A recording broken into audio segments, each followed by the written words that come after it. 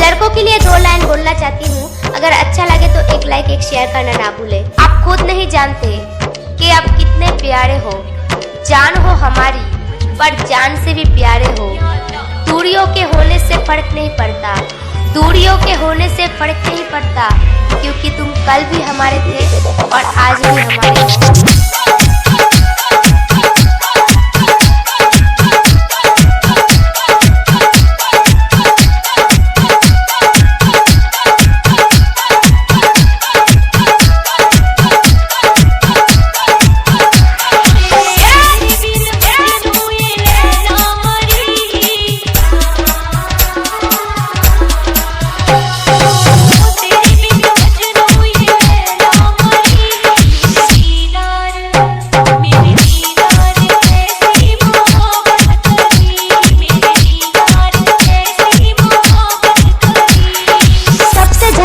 तुझे अपना बनाया था, सबसे झगड़ कर तुझे अपना बनाया था।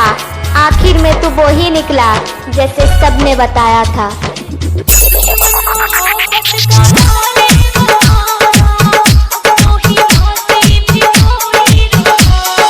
राहुल हमीरपुर, राहुल हमीरपुर।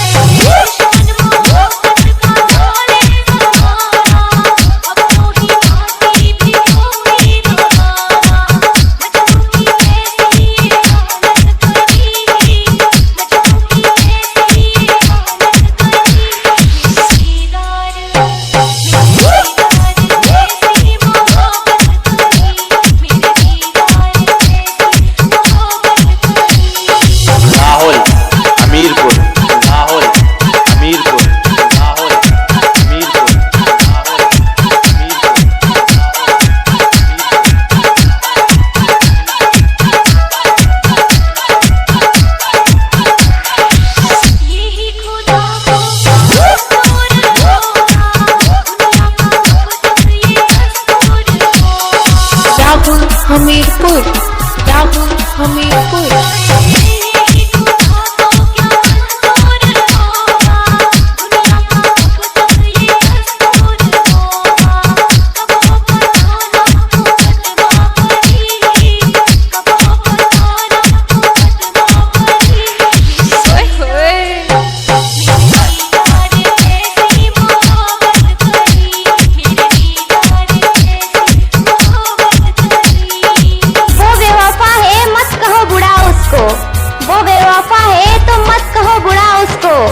तुम मुझसे सेट हो जाओ, दफा करो उसको।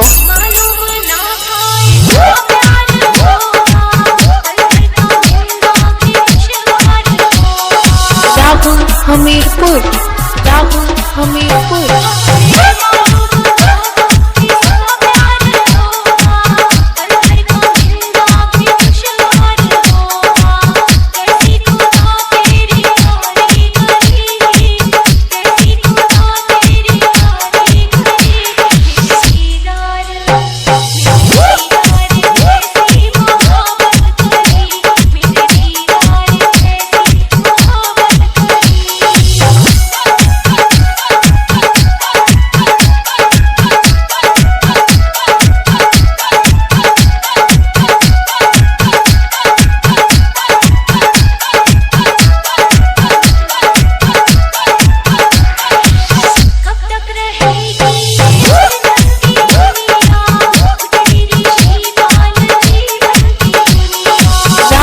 हमीरपुर, राहुल हमीरपुर।